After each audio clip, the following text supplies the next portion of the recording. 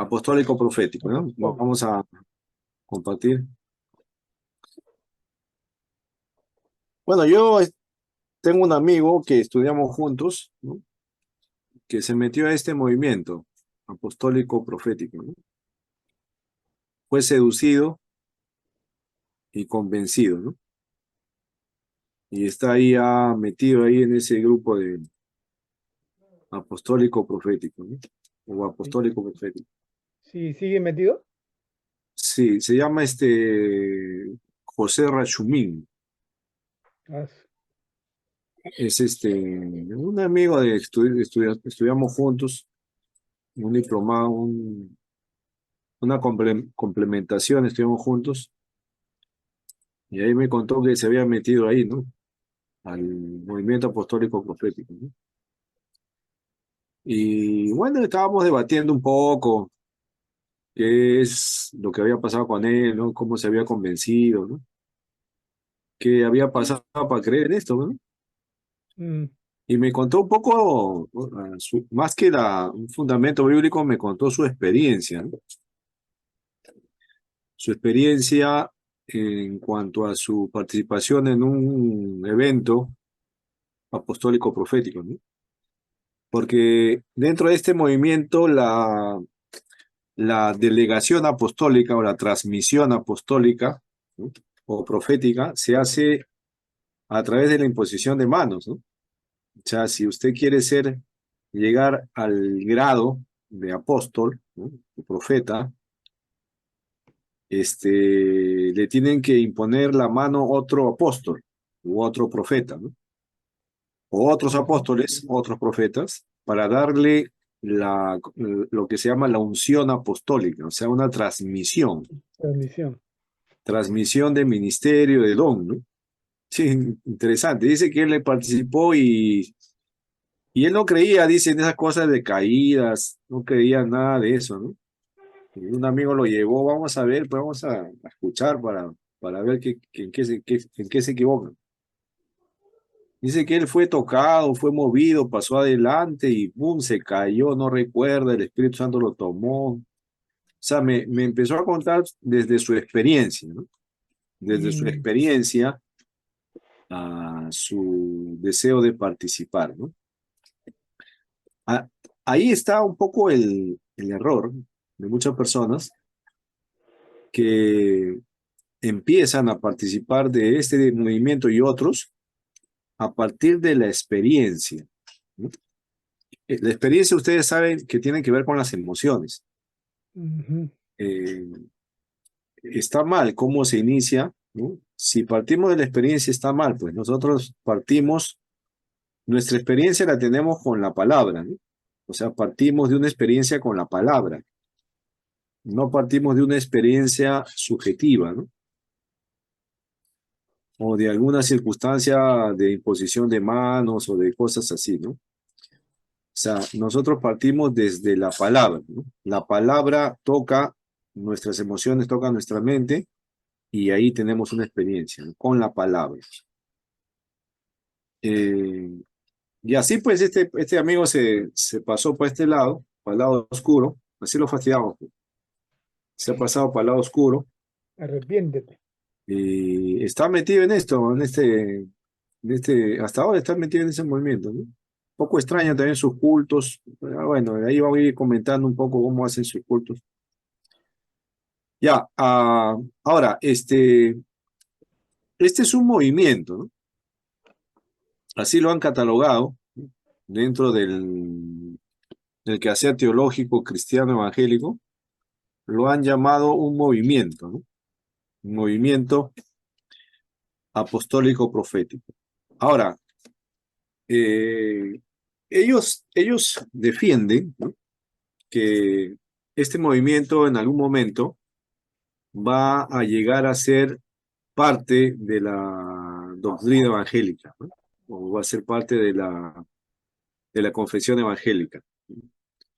Porque según la historia, ¿no? Muchos movimientos que han aparecido al comienzo no han sido aceptados al comienzo, ¿no? Pero luego, con el ejercicio propio del movimiento, y el trabajo de las iglesias de este corte, ¿no? Con el tiempo van a ser admitidas o aceptadas, ¿no? Dentro de la confesión evangélica, ¿no? Con lo que pasó, ¿no? Lo mismo pasó con el movimiento pentecostal en su tiempo, dicen, ¿no? En su tiempo el movimiento pentecostal empezó como un movimiento, ¿no? Que pasó en Estados Unidos en la calle Azusa, cuando tuvieron la experiencia de la llegada del Espíritu Santo, un grupo de personas ahí en esa casa, ¿no? Y desde ahí empezó el movimiento pentecostal, ¿no? El Del avivamiento, ¿no, pentecostés. profesor? Del avivamiento. Sí, el avivamiento en la calle Azusa, cayó el Espíritu Santo y empezó el Pentecostés en ese tiempo, ¿no? Y al comienzo no se le reconocía como parte de la iglesia evangélica cristiana, ¿no? Lo consideraban como un grupo distinto, diferente, con sus cosas, ¿no? Pero luego, al pasar los años, ¿no? Y mientras iba estableciendo el movimiento pentecostal, luego ya se estableció dentro de la iglesia como una iglesia más. De todo el conjunto de iglesias evangélicas se le recibió como una más, ya no se le considera un movimiento extraño, ¿no? Eh, Ahora, los del movimiento apostólico profético dicen lo mismo, ¿no? Con nosotros va a ocurrir lo mismo, dicen, ¿no? Al comienzo no van a entender lo que está pasando, pero luego con los años el Espíritu Santo nos dará la razón, dicen, ¿no? Que es también obra de Dios esto, ¿no? Bueno, esos son sus argumentos para defender su movimiento, ¿no? Ahora, este movimiento apostólico, profético, tiene algunas características, ya que vamos a ir viendo, vamos a ir analizando juntos. Y bíblicamente también vamos a observar algunas cosas que se presentan aquí. Eh, Primero, este movimiento apostólico profético, ¿qué busca? ¿Cuál es su propósito, ¿no? ¿Por qué se origina, ¿no? ¿Con qué intención se crea, ¿no? ¿Con qué finalidad aparece este movimiento, ¿no? ¿Qué es lo que busca? Entonces, este movimiento busca restablecer dos ministerios, apóstoles y profetas, que han sido guardados en el tiempo. Ellos quieren salir de la ortodoxia cristiana, donde se considera que el ministerio apostólico como tal dejó de ser con la muerte de los apóstoles, ¿no? Con la muerte de los apóstoles, el último de ellos, Juan, ¿no? Ya el movimiento, la función, el oficio apostólico dejó de ser, ¿no? Y el movimiento, el ministerio profético, al estilo del profeta del Antiguo Testamento, terminó con Juan el Bautista, ¿no? Terminó con Juan el Bautista, ¿no? Eh, entonces, de ahí en adelante, esos ministerios han quedado, ¿no? Digamos, dentro de la historia de la iglesia. Entonces, este movimiento lo que pretende es que no es así, ¿no?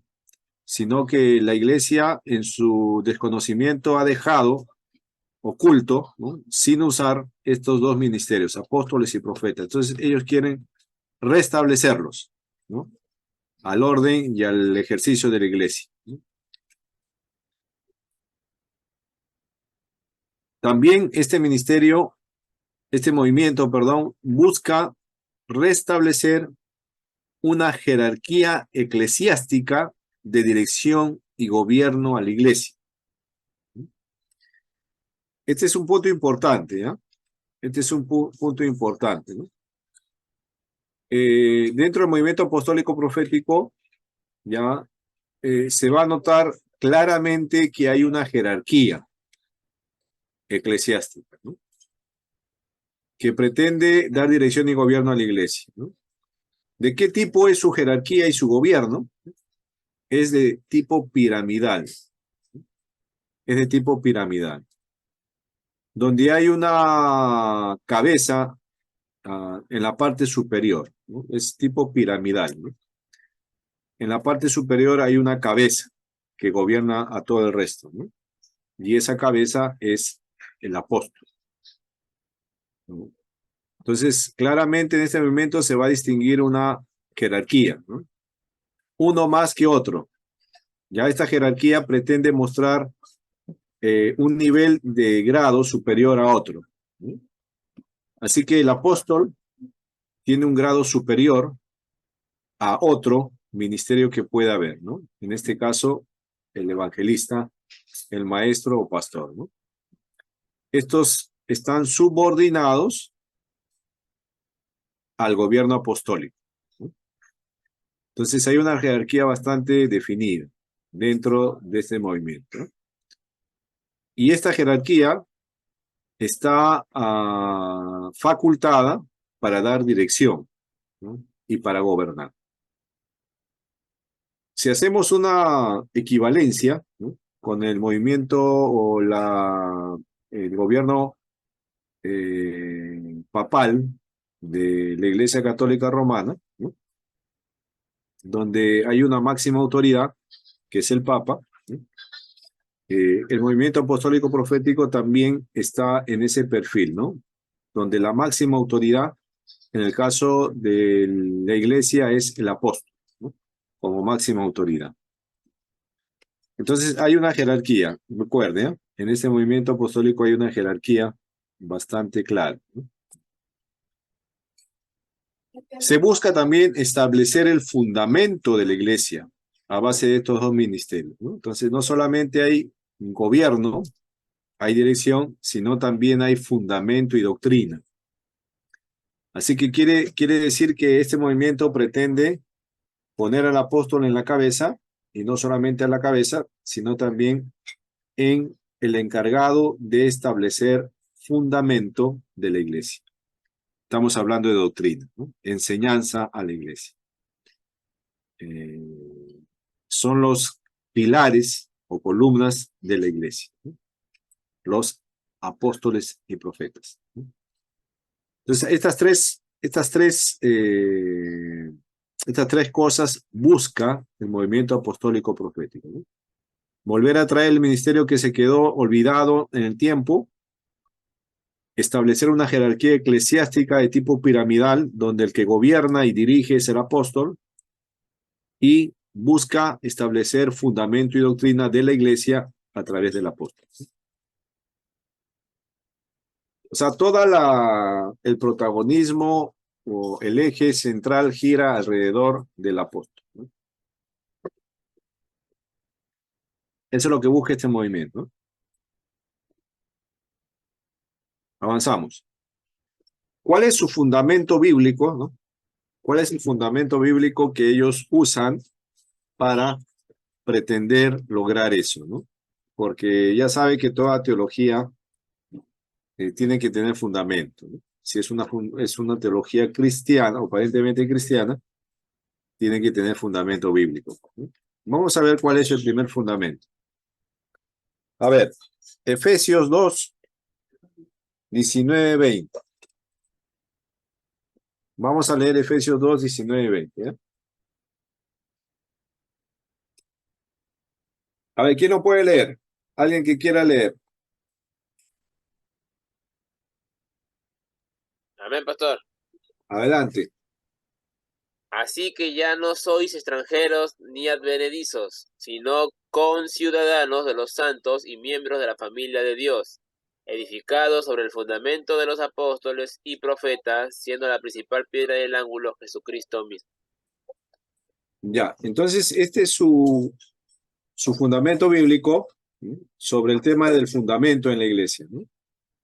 La iglesia debe ir edificada sobre el fundamento de los apóstoles y profetas. Entonces de ahí parten ellos, ¿no?, que la iglesia debe estar bajo ese fundamento. Así que el apóstol y el profeta son los que deben establecer eso en la iglesia.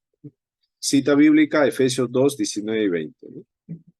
Ahí están descansando su postura, ¿no?, de gobierno y dirección y de fundamento en la iglesia. Efesios 2, 19 y 20. Luego vamos a analizar el texto, ¿ya? Luego vamos a analizar el texto si es que está bien fundamentado bíblicamente, si está bien este versículo para pretender lo que ellos quieren, ¿no? O sea, está bien este versículo, Efesios 2, eso se entiende que debe ser, a eso se refiere el texto, está bien usado, ¿no? Luego vamos a analizar con ustedes, ¿no? Luego dice, otro fundamento bíblico es Efesios 4:11. A ver, ¿quién dice? ¿Quién lee?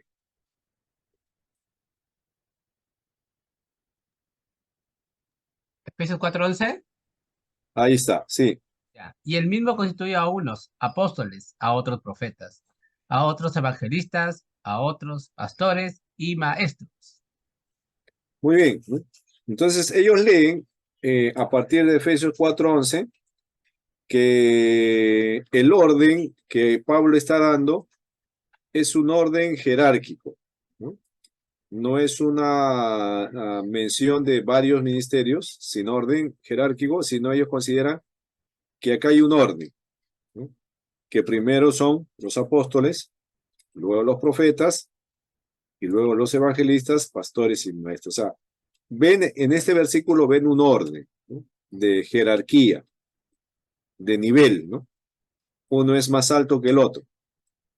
Ellos están descansando en este versículo para afirmar su jerarquía, ¿no? Efesios 4:11, ¿no? Luego vamos a ver Efesios 4:11 si es que hay una jerarquía ahí, ¿no? Si se lee ahí una jerarquía. Si se puede entender como jerarquía lo que Pablo dice, ¿no? Son sus dos fundamentos bíblicos para afirmar lo que he mencionado hace un rato, ¿no? Lo que están buscando como movimiento, ¿no?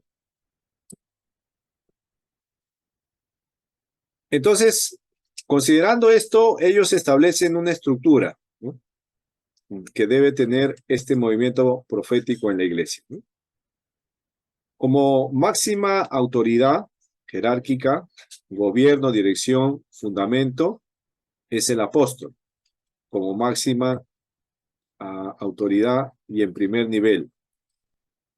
En la misma línea, y como un brazo del apóstol, es el profeta.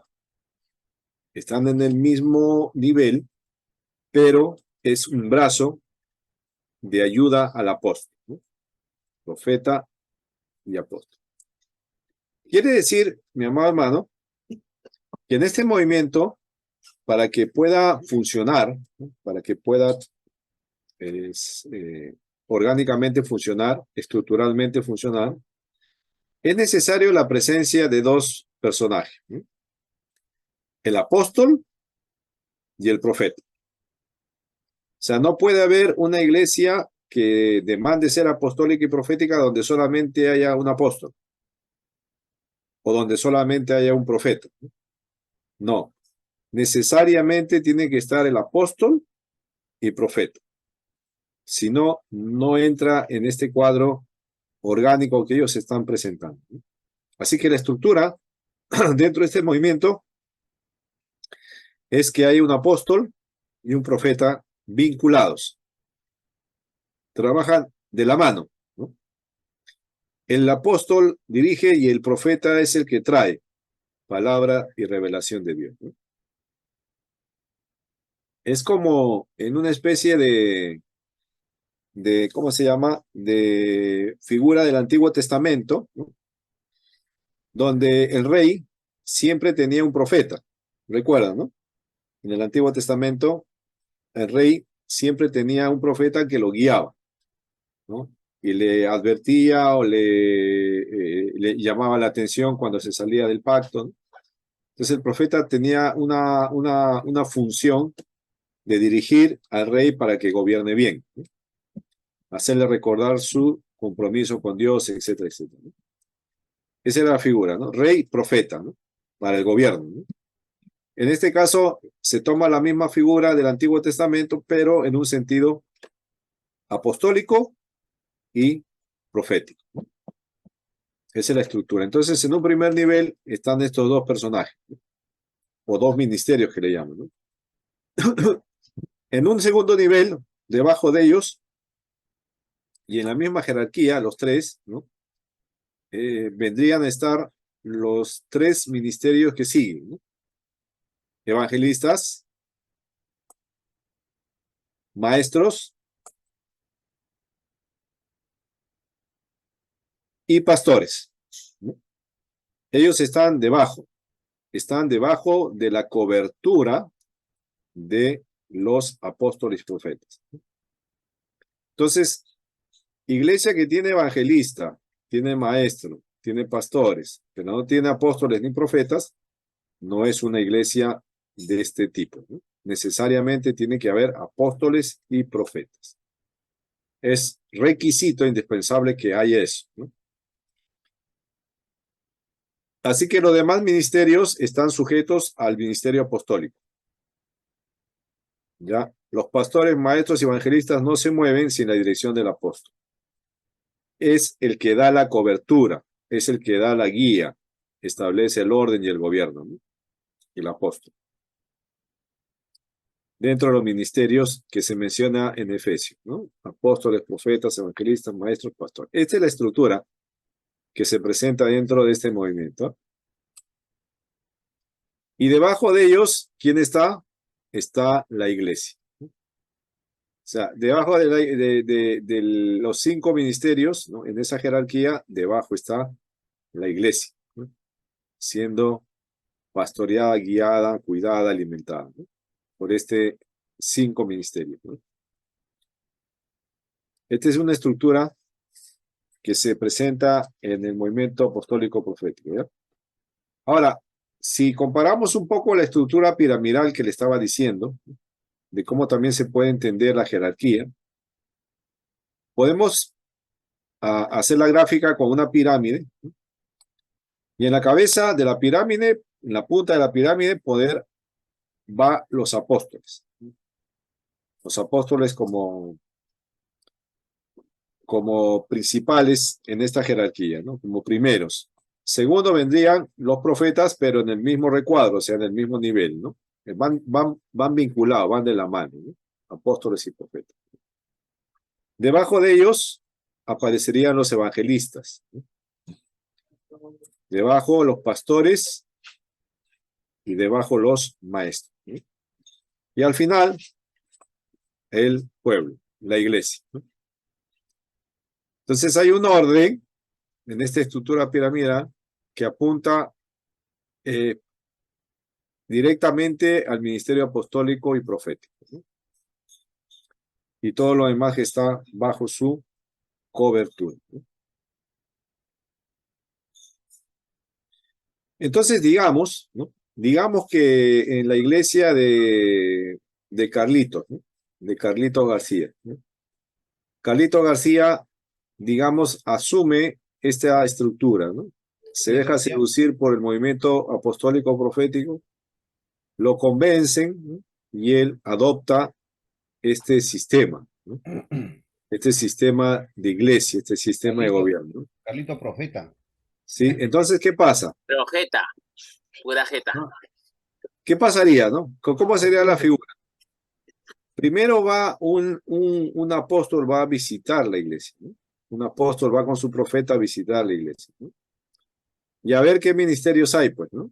Si hay pastores, hay maestros y hay evangelistas, ¿no? Y necesariamente para que la iglesia de Carlos sea parte de este movimiento, se le tiene que enviar un apóstol y un profeta. Si no, esa iglesia no funciona. Y que toda la iglesia cambia su jerarquía, cambia su gobierno, ¿no? Ahí ya no habría consistorio, no habría anciano, no habría diácono, no habría asamblea general, no habría nada. Ahí el que gobierna es el apóstol y el profeta. Ellos entran a gobernar la iglesia, ¿no? Ahí ya no hay reunión de diáconos, no hay reunión de ancianos, consistorio, no hay asamblea, vamos a consultar la iglesia, no. El que determina todo lo que se hace o no se hace es el apóstol con su profeta. Los demás están subordinados a lo que el apóstol diga, ¿no? Y cumplen su ministerio conforme los planes que tenga cada congregación, ¿no? Y así pasa en las congregaciones que han adoptado esto, ¿no? Los que han adoptado este sistema de trabajo apostólico profético han tenido que renunciar a su estructura de gobierno que tienen. O sea, ya no hay más gobierno de lo que tenían. Entra a ser establecido un nuevo gobierno en este tipo piramidal, ¿no? Ahora, si no hay ningún apóstol físicamente que pueda ir a estar con esa congregación pasa a ser cobertura de un apóstol más cercano. Por ejemplo, si no hubiera nadie para que vaya a la iglesia de Carlos, para que sea apóstol de esa iglesia, ¿no? Entonces él se pone bajo la cobertura de un apóstol más cercano de la zona, ¿no? Digamos que el más cercano sea el pastor Juan Azañero. Él es apóstol ahí, ¿no? Y como en la iglesia de Carlos no hay nadie, ningún apóstol que pueda ir porque no hay apóstoles, su iglesia de Carlos estaría bajo la cobertura del apóstol Juan, ¿no? Y todo lo que el apóstol Juan indica se tendría que hacer en la iglesia de Carlos también, ¿no? O sea, es una cobertura jerárquica, territorial, que demanda control, gobierno y dirección, ¿no? Y así, cada iglesia se tiene que poner, si no tiene apóstol, bajo la cobertura de otro apóstol, ¿no? Es por eso que en este movimiento un apóstol puede estar a cargo de 12 iglesias, ¿no? Hay casos así, ¿no? Donde un apóstol puede estar a cargo de 2 iglesias, es apóstol de 2 iglesias, ¿no? Y las 2 iglesias están bajo su gobierno, ¿no? Pastor, Sí. y esos misioneros que vienen a la iglesia y están ahí y comandan, ¿qué cargos son o qué? ¿Los quiénes? ¿Los misioneros? Sí, hay misioneros que toman a la iglesia, están ahí y bueno, pues, y toman la cabeza ahí. ¿Qué se le puede llamar? Ah, no, el caso de los misioneros es diferente, pues, ¿no? Los misioneros vienen a sembrar, a organizar y luego se retiran, ¿no? En el caso de los pastores, de los apóstoles, por ejemplo, ellos no se retiran, se quedan como jefes de la iglesia, ¿no? Como cabeza de la iglesia, ¿no? El misionero es distinto, ¿no? El misionero funda, levanta, organiza, ¿no? Y luego establece y luego se retira, ¿no? Pero siempre hay un recuerdo, un respeto por algún misionero que trabajó en alguna iglesia, pues, ¿no? Siempre se le recuerda por respeto, ¿no? Entonces, así es la estructura piramidal, ¿no? De un movimiento, del movimiento apostólico profético, ¿no? Así trabaja, ¿no? Ahora, ¿qué autoridad apostólica profética se establece en la iglesia? Vamos a ver, ¿eh? Ahora, el apóstol, fíjese, observe, ojo con esto, ¿eh? Cuando usted se encuentre con algún apóstol, ¿no? Reclaman autoridad apostólica. Ellos reclaman autoridad apostólica. Pero ¿qué tipo de autoridad reclaman, ¿no? A la manera de los apóstoles del Nuevo Testamento. Fíjese su nivel de exigencia. O sea, ellos demandan y piden que su autoridad sea reconocida, pero no como un creyente más, como un pastor, un líder más, sino como un apóstol del Nuevo Testamento. Como Juan, como Pablo, como Pedro y algún otro más, esa autoridad que ellos tenían, ¿no? Y que se ve claramente en las cartas del Nuevo Testamento, en los escritos de ellos, que tenían autoridad para corregir, para guiar, para establecer, para enseñar, etc. Ellos reclaman esa autoridad, ¿no? Reclaman esa autoridad.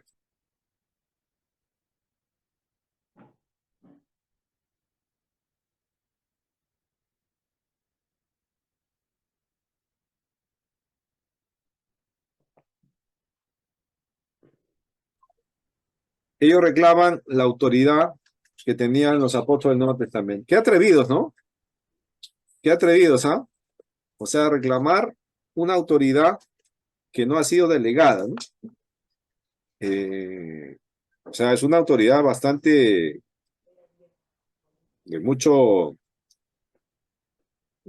mucho respeto, pues, ¿no? De reclamar, pues, que yo tengo autoridad, pues, como la tuvo Pablo, como la tuvo Pedro, Juan, ¿no? Que eran considerados columnas en la iglesia, ¿no? En Gálatas, por ejemplo, en el libro de Gálatas, cuando Pablo fue a Jerusalén, dice, él encontró a Pedro y a Juan y a Jacobo, que eran considerados columnas de la iglesia, ¿no? O sea, los apóstoles en el Nuevo Testamento eran considerados fuente de autoridad, columnas de la iglesia, y eran los que establecían el fundamento, ¿no? Y enseñanza y doctrina, ¿no? Estos apóstoles modernos reclaman eso, que ellos son como ellos, atrevidos, ¿ah? Así reclaman, ¿no? Segundo, fíjese, ¿ah? Se presentan como cabezas de la iglesia, ¿no? Se presentan como cabezas de la iglesia, ¿no? No hay más. Ellos son los únicos que dirigen. Es más, no se aceptan cuestionamientos a la dirección de los apóstoles. O sea, por ejemplo, si usted ve que el apóstol tal, ¿no?, tiene algún tipo de mala organización, su enseñanza no está siendo muy adecuada y uno puede, de alguna manera, cuestionarla o hacerle ver que no está bien, no aceptan, porque ellos son cabeza, ¿no? Sus afirmaciones y enseñanzas, por lo general, son infalibles, ¿no? Dan cobertura apostólica a una iglesia, a un conjunto de iglesias o a una región, también ya lo mencioné, ¿no?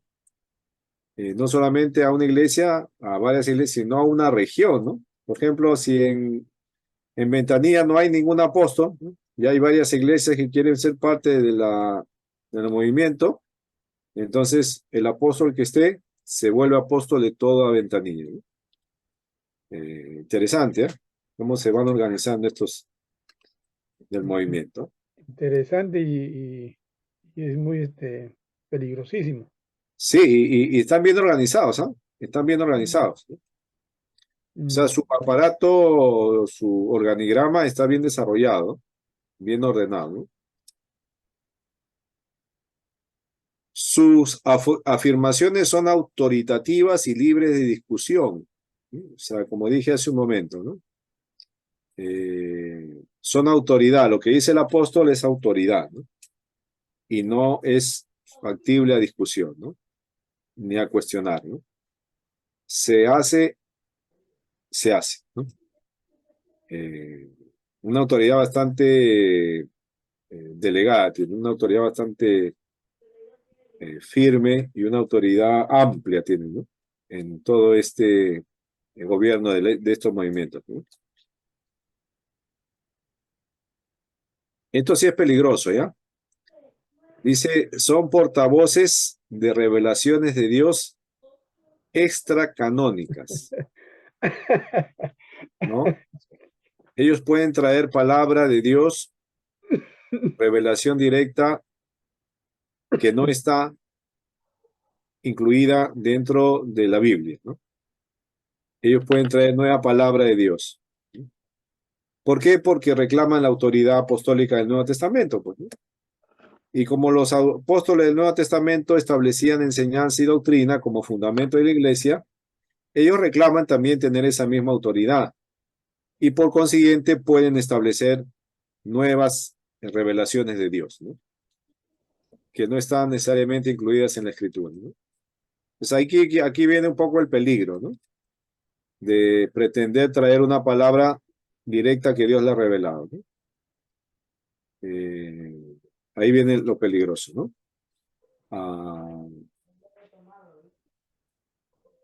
Ahora, dentro de su organización, ¿no?,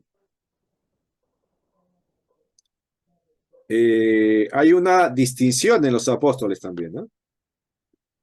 Hay unos que se les conoce como apóstoles horizontales, ¿no? Se le llaman los apóstoles horizontales, ¿no? Son apóstoles convergentes llamados de autoridad conjunto en campos específicos, por ejemplo, en temas de familia, ¿no?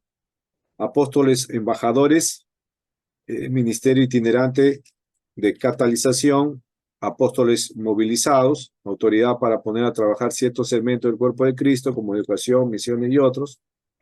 Apóstoles territoriales, autoridad sobre ciertos segmentos del cuerpo en la esfera de una ciudad o estado. El apóstol de asuntos juveniles de Sudamérica, ¿no? Entonces hay una delegación de trabajo dentro de los mismos apóstoles, ¿no? Cada uno tiene algunas áreas que atender, se especializan en un área, ¿no? Entonces hay apóstoles especializados, ¿no? Por ejemplo, apóstoles convergentes, ¿no? Es uno que está especializado en la atención de cierto tipo de necesidades en la iglesia, ¿no? Como por ejemplo temas familiares, ¿no? Entonces, para tratar los temas familiares, tiene que venir un apóstol convergente, ¿no? Para tratar esos temas, ¿no?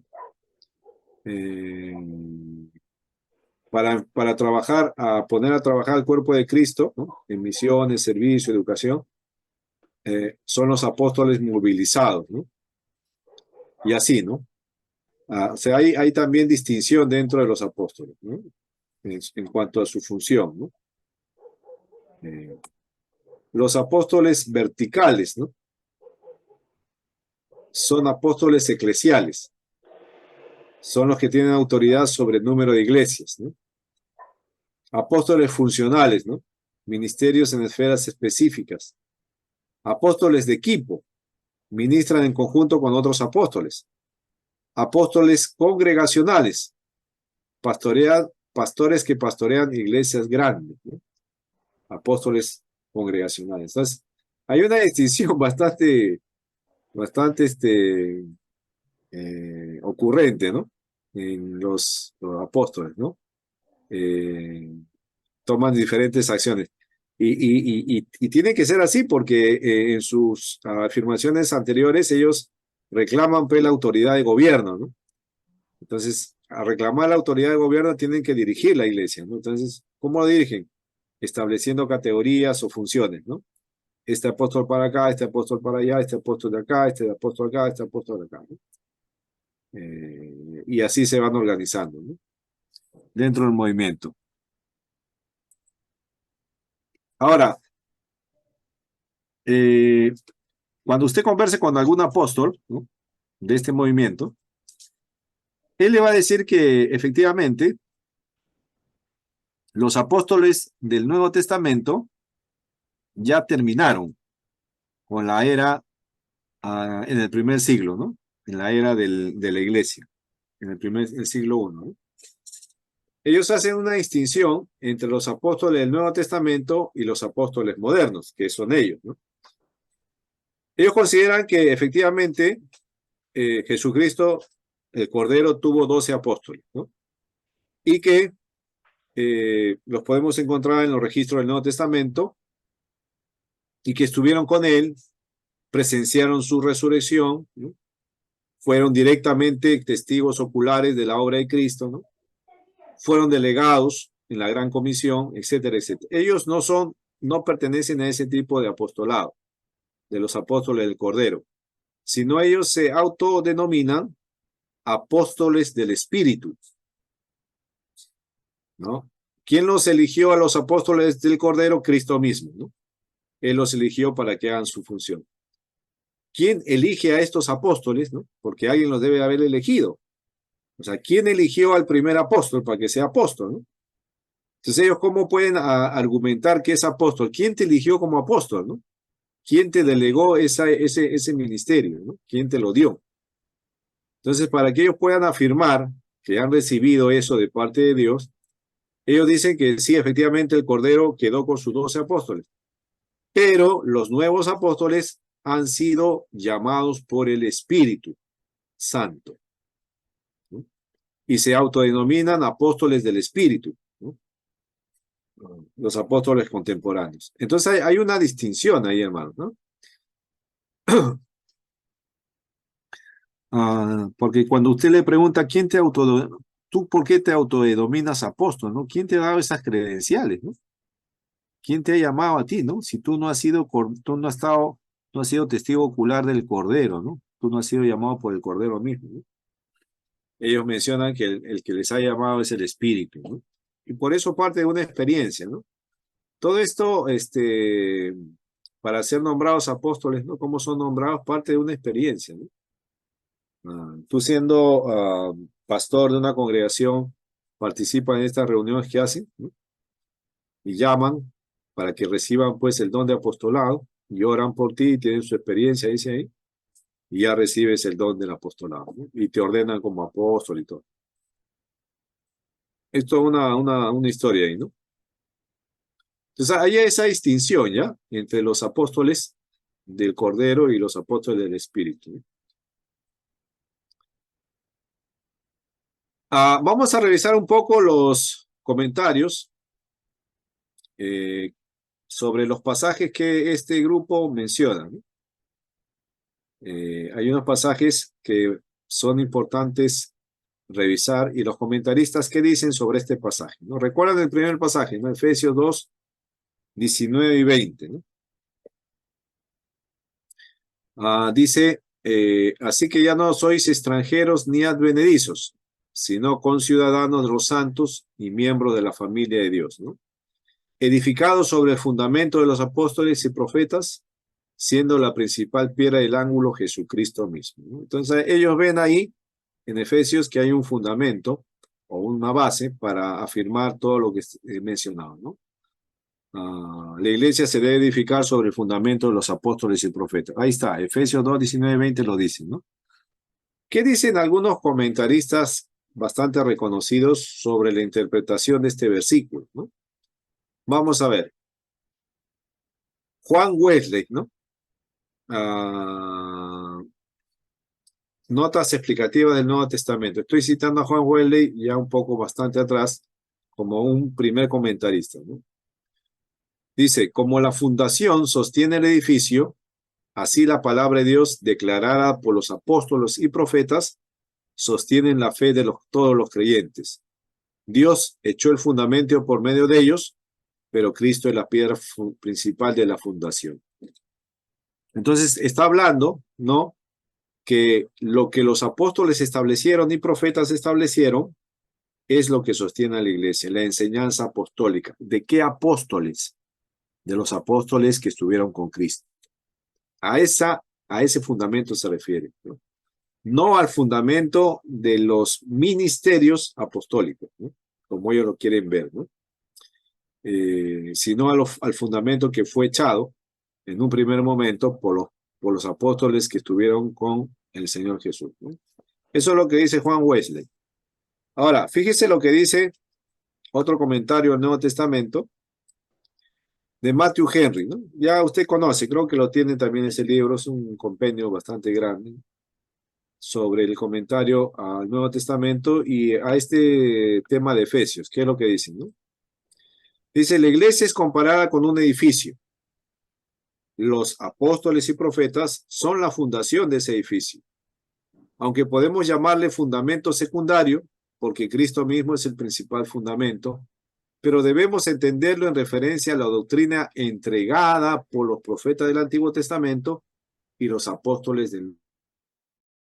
Entonces, Matthew Henry mira en este pasaje que el llamar fundamento de los apóstoles y profetas quiere decir lo que ya se entregó, no lo que se está entregando y lo que se sigue entregando, sino lo que ya se entregó.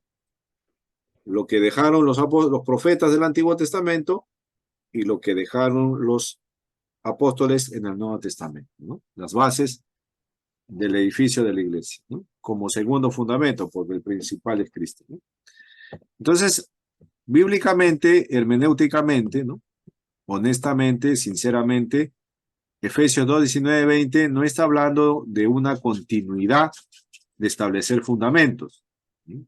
No está hablando de que se sigue estableciendo fundamento a través de los apóstoles y profetas, sino está hablando de un hecho que ya se dio en el pasado, ¿no?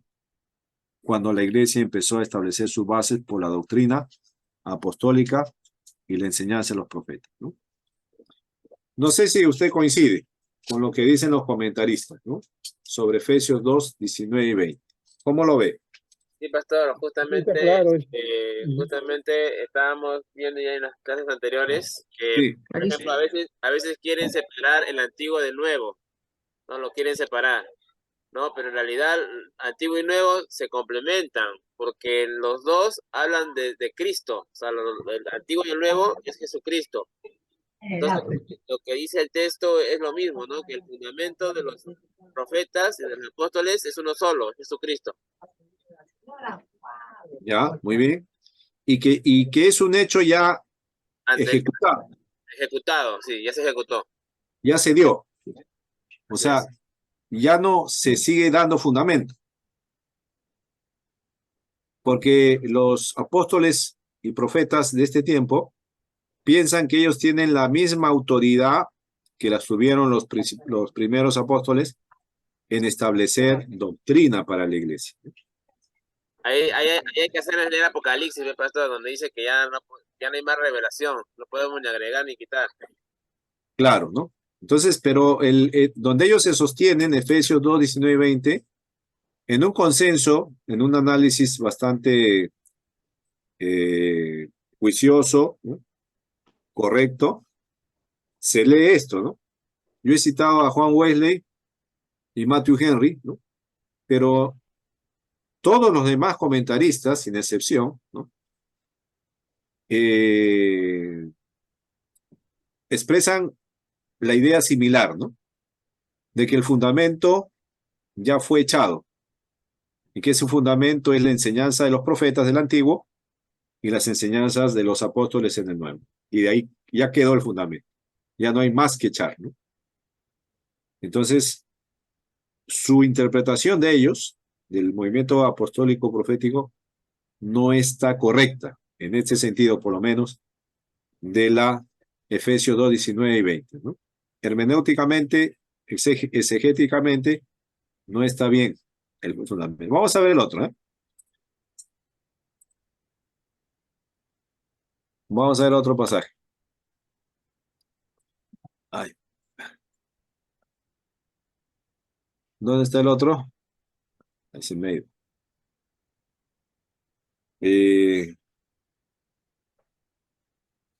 Efesios 4, pastor. 4:11. Efesios 4:11, ya. A ver, léalo por favor, hermana. Efesios 4.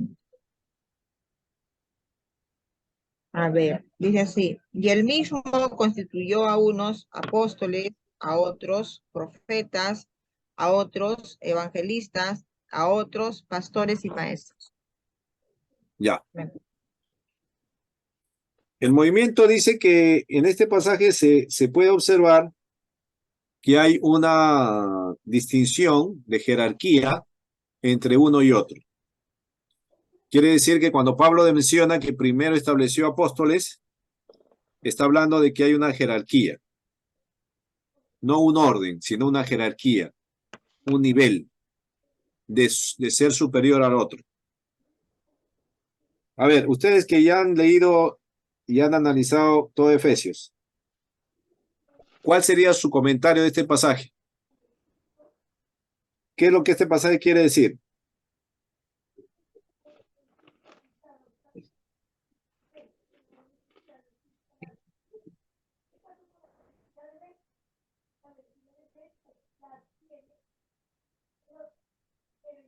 A ver, ¿qué dice usted?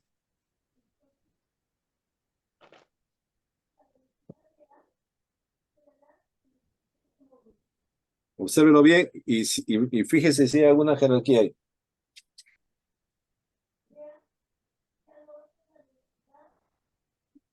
Que tengamos el mismo sentido del espíritu, pastor, así como ellos fueron antes, que ahora también seamos como ellos, ¿no? Como los Ya, apóstoles de antes, como los profetas de antes y como los apóstoles después de Jesucristo, ¿no? O con Jesucristo.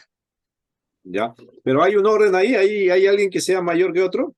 No hay. No. No hay. Solamente se denotan sus funciones, ¿no? De cada uno y cada uno tiene su tarea, Claro, lo que se ve ahí es que Ay, se me ha apagado la cámara, no me he dado cuenta. Sí, no estaba compartiendo. Ya. ¿Qué pasó con mi cámara? Ahí está. Ya, lo que se ve ahí que hay una mención, ¿no? De quiénes aparecieron primero. Esa es la idea, ¿no?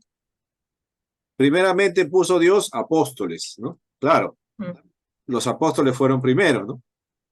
Luego los profetas, luego los, etcétera, etcétera, ¿no?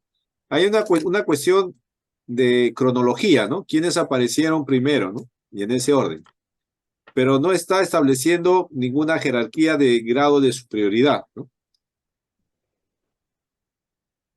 Entonces los que ven ahí, observan ahí, piensan que ahí hay un grado superior, ¿no? Ah, entonces por ahí también se están equivocando en sus afirmaciones, ¿no? O sea, bíblicamente los esfuerzos que ellos hacen por sostenerse en algunos pasajes son muy débiles, ¿no? Son muy fuera de la enseñanza correcta, ¿no? Entonces por ahí Tiene mala su interpretación no está bien, ¿no? De los pasajes, ¿no? Sí. Están forzando al texto a decir algo que no dice, ¿no? Ustedes saben que eso es un error en la hermenéutica, ¿no? Ujú. No es exégesis, sino es eisegesis, ¿no? Ajá. Traer de fuera para adentro, ¿no? Entonces hay que tener cuidado ahí, ¿no? Entonces por ahí ellos se equivocan, ¿no? En sus fundamentos bíblicos, ¿no? Ahora, este grupo, ¿dónde nace, no? ¿Dónde nace el movimiento apostólico profético? Este grupo nace en los movimientos carismáticos, ¿no? O en lo que se conoce como el neopentecostalismo, ¿no? El nuevo pentecostalismo, ¿no? Porque nace de la experiencia con el Espíritu, ¿no? Usted sabe que el movimiento pentecostal inicia, ¿no? Con la experiencia con el Espíritu, ¿no? Los pentecostales inician así, ¿no? Con el avivamiento en la calle Jesús, cuando el Espíritu Santo llegó a un grupo de personas, ¿no? Y ocurrieron varias cosas, ¿no? Luego el movimiento pentecostal se estableció en la iglesia como un grupo más, ¿no? Y luego nacen los neopentecostales o los carismáticos. ¿Quiénes son los neopentecostales o carismáticos? Son los que dan un énfasis mayor a los carismas o a los dones del Espíritu Santo, ¿no? Ya no solamente es el tema del hablar en lenguas, como lo empezaron a promocionar los pentecostales, sino ahora es todos los dones. Los nuevos pentecostales o los carismáticos dan la apertura a todos los dones, ¿no? Por eso se llaman carismáticos, los carismas del Espíritu, ¿no? Entonces ya no solamente hay una exigencia del don de lengua, sino ahora la presencia de los dones de sanidades, de expulsión de demonios, de liberación, de todos los dones espirituales. Dan bastante énfasis a eso, ¿no? Y nace en el grupo pentecostal y se consideran como los carismáticos, ¿no? Nos queda mucho énfasis a los dones, a los carismas, ¿no? Más que a la misma palabra, ¿no? Y de ese grupo carismático nace el movimiento apostólico profético, ¿no? Iniciándose desde una experiencia, y ahora lo que ellos dan prioridad ya no es tanto al hablar en lenguas, no es tanto a los carismas en sí, aunque no lo dejan de tener, sino su mayor intención es ahora dar protagonismo al gobierno de la iglesia, ¿no? A la dirección de la iglesia, ¿no? Entonces aparecen los apóstoles, ¿no? Para atender el gobierno de la iglesia, ¿no? Entonces, esto aparece en los años, al final de los años, comienzo de los años 80, ¿no? Con bastantes, hay bastante literatura sobre esto, ¿ah? Les voy a dejar una lectura, ¿ya? Les voy a dejar una lectura para que puedan complementar la clase. Y la próxima semana pregunto sobre la lectura, ¿no? Esta lectura solo va a complementar la clase. Tiene la intención de esto, ¿no? No es más, ¿no? Tiene la intención de complementar nada más la clase, ¿no? Hay bastantes escritores de esto, ¿no? Que están en contra y otros que la defienden también, ¿no? Los promotores de de este movimiento, ¿no?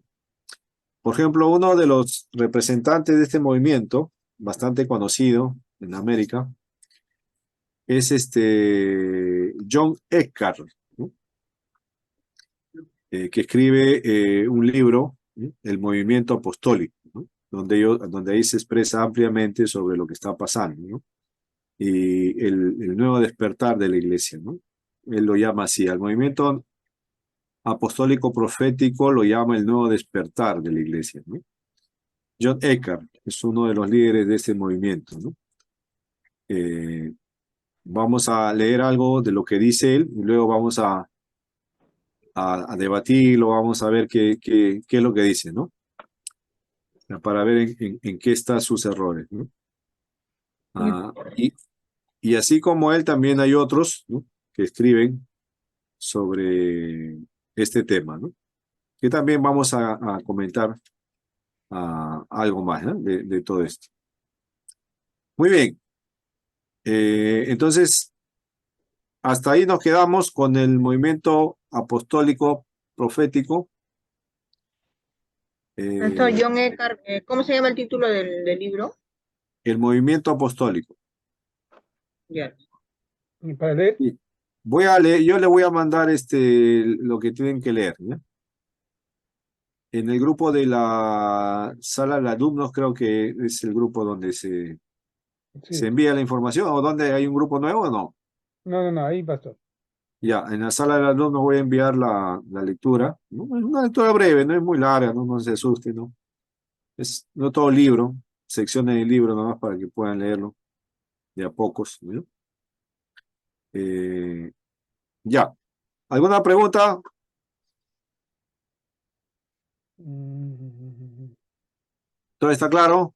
William, Wilson, Todo está claro. César, Sí, no está claro. muy Hola. bien, Pastor, acá estoy presente, pastor. ya. Leila, Yamil, ¿todo claro? ¿Alguna pregunta? Henry, Estoy buscando el libro, pastor. Pastor, en el tema, por ejemplo, de los apóstoles, o sea, eran nombrados siempre y cuando ellos tenían más revelación, algo así. los apóstoles, Sí, ¿qué pasa? Los en, falsos apóstoles se refiere a la ¿Cómo eran nombrados? ¿Cómo los nombran a ellos? ¿Cómo ah, ¿cómo hace el proceso para ordenar apóstoles? suben esa jerarquía? Ya, ellos hacen sus Sí, convenciones, ¿no? pastor. Y llaman a los que están siendo guiados por el Espíritu para recibir este ministerio, ¿no? Por ejemplo, como le dije, el amigo que yo tenía, vinieron los representantes del movimiento apostólico, Edgar vino y Peter Warner, que es otro, vinieron a esa reunión que tuvieron, ¿no? Y en la reunión empezaban a llamar a los que servían, a los pastores que servían, ¿no? Si estaban siendo guiados por el Espíritu para recibir el ministerio apostólico, ¿no? Y algunos pasaban, pues, algunos pasaban y oraban por ellos, les ponían las manos y ¡boom! Tenían su experiencia, ¿no? Se caían y en ese momento ellos afirmaban que habían recibido el ministerio apostólico, ¿no? Y ahí mismo los ordenaban, ¿no? Como apóstoles, le daban la unción apostólica, es otro aspecto, ¿no? En Salamanca hay una sede grande de la Iglesia Apostólica Profética. Sí, por el Plaza Vea, por ahí Ahí es está. antes en la iglesia había un muchachito que congregaba ahí antes de congregar en vida eterna. Ah, mira, Dice que ahí los preparaban para ser profetas. sí, hay una escuela de profetas también, ¿ah? Tienen su escuela de profetas, sí. tu seminario también. Sí, Ahora, para profetas. Sí. sí. Y ahí él hizo un pacto. Su pacto era de que los diezmos, su diezmo lo mandaba ya. Y en vida eterna no diezmaba. Ah, mira. Decía Bueno, que decía que había hecho un pacto, dice. Pero al pastor le decía, tú comes acá y ya pagas. Y ya. claro, estaba mal, pero ya se arrepintió, ya seguro. O ya se apartó también, ya no tiene nada. Está bien. Bueno, Eres este, tranquilo. el tema de lo profético es otro asunto, ¿no? Porque estamos analizando lo apostólico, pero lo profético tiene que ver con ya lo que Dios le revela directamente al profeta. Por ejemplo, una hermana que conocí visitó a la iglesia, ¿no? Se salió de ese grupo apostólico profético y llegó a la iglesia, ¿no? Y yo le pregunté, hermana, ¿y por qué te saliste de tu iglesia? Le digo, ¿por qué? ¿Qué pasó? ¿Un problema? ¿Por qué has venido acá, no? ¿Por qué no te has quedado ahí en la iglesia? No, hermano. Me dice, no, pastor, allá me he retirado porque siempre, cuando la profeta, porque también hay profetas mujeres, ¿no? Cuando la profeta salía a profetizar, siempre me profetizaba mal, pastor, me dice, siempre. A mí nomás me profetizaba mal, y yo ya no me molesté, porque como siempre me va a profetizar mal, pues me dice. ¿Pero qué te profetizaba, pues, hermana? Le digo. No, a todas las hermanas le decía, hermana, tú vas a ser bendecida, tus hijos van a ser prosperados, Dios me está mostrando que para ti hay muchas bendiciones. Y cuando llegaba a mí, la profeta empezaba a decir, tú, hermana, tienes que dejar el chisme, tienes que dejar la lengua larga. Y todo siempre me decía lo mismo, hermana. Y ya me retiré, me dijo. Pero, hermana, pero no, ella no traía la revelación de Dios, le digo. O de repente te estaría diciendo la verdad, pues, hermana. De repente has estado chismoseando lengua larga, hermana, por eso te han estado profetizando así. Nada, ahí se fue, venía con todo con ese mundo, ¿no? Del movimiento apostólico profético, la guerra espiritual, que también son parte de ellos, ¿no? Toda una mezcla de cosas, ¿no? Ya, bien, hermanos, quedamos ahí hasta el lunes que viene. Esté atento a su lectura, ¿ya? Para Lunes. complementar la clase y para compartirla el próximo lunes. Ya. Si no hay más preguntas, nos vemos la próxima semana, Dios mediante. Que tengan una bonita semana trabajando y estudiando duro. Ya le falta poco, adelante, ya falta poco para terminar su preparación. Vamos a despedirnos entonces con una oración, Bien, hermano pastor, José Luis. gracias. Levante una oración, hermano José Luis, para terminar. Ya, pastor. Padre Celestial, te damos las gracias, Señor, por este día y también por esta noche, Señor, en que estamos aprendiendo un poco más, Señor, eh, cosas importantes, Señor, para que cada uno pueda implementarlo en cada ministerio que tú quieres traernos, Señor. Ayúdanos siempre, Señor, a interesarnos más, Señor, no solamente a las lecturas o las tareas que puedan dejarnos nuestros pastores y profesores, Señor, también de buscar un poco más, Señor, brillar un poco más, Señor, eh, abocarnos enteramente, Señor, a lo que tú deseas para nuestra vida, Señor, de tal manera que estemos bien preparados para defender en cualquier momento tu, tu esperanza, tu evangelio y las enseñanzas de tu Hijo amado Jesucristo. Bendice al pastor Luis, Señor. También te queremos pedir por la hermana Aide, Señor. Precioso Señor, eh, sabemos que tú eres un Señor de misericordias, de proezas, de grandeza, Señor, de milagros, Señor. Y te pedimos, Señor, que siempre a lo que tú te has pensado, destinado para nuestra vida, Señor, que sea siempre que podamos entenderte, Señor, el deseo de tu corazón y y que, Señor, lo que tú destines en nuestra vida, Señor, sea siempre para tu gloria, Señor, y para que más personas puedan acercarse más a ti, Señor. En el nombre de tu Hijo amado Jesucristo, te lo pedimos. Amén. Gracias, hermano. Dios le Amén. bendiga. Descansen. Nos vemos.